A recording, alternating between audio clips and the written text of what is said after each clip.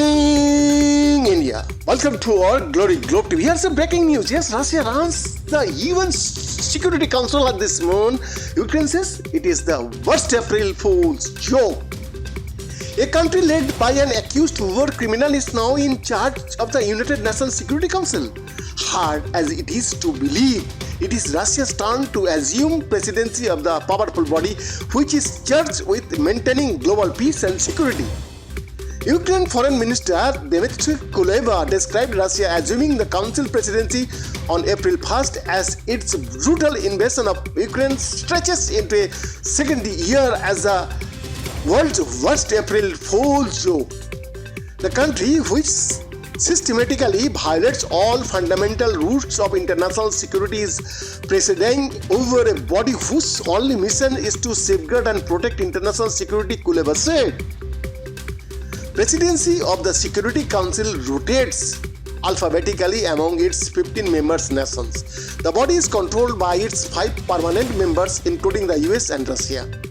The UN diplomatic corps is well aware of the public skepticism about Russia's landing and Russia learning the council while its troops occupy parts of Ukraine, a fellow UN member country.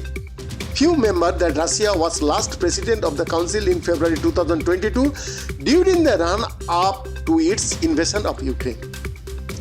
A Security Council president is supposed to stay neutral, but in its new role, Russia can maneuver meetings on Ukraine and use the month to portray the US and other Western countries as making false accusations against Russia.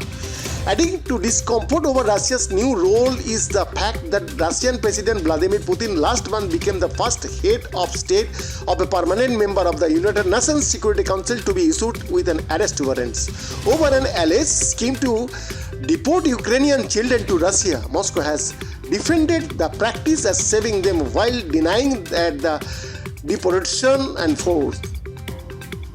It does seem rather grotesque. It's make the council look back. International Crisis Group UN head Richard Gowan said of Russia taking the presidency.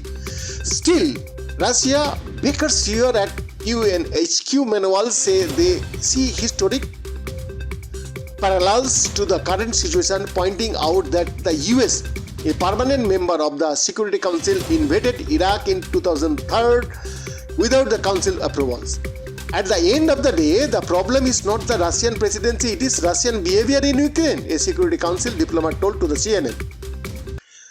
Over the past year, Ukraine has questioned whether Russia has a right to its permanent seat at the council at all, pointing out at public meetings that Moscow received the chair of the former Soviet Union without any vote in the early 90s. But is it possible to boot Russia of the council or even the entire UN over its action in Ukraine? The UN Charter, the foundation of the organization, does not make it easy to eliminate a permanent member of the council.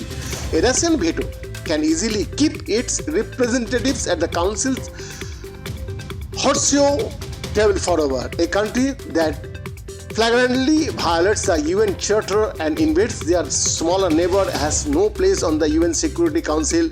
Unfortunately, Russia is a permanent member of the Council and no international legal pathway exists to change that reality, a spokesperson for the US mission to the UN told CNN.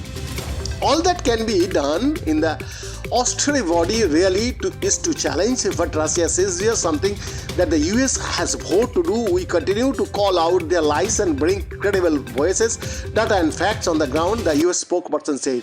The longer the war drags on, the more Russia's position at the UN may come under pressure.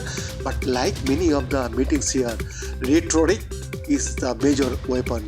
Beyond the report, Glory Globe TV, Delhi, India.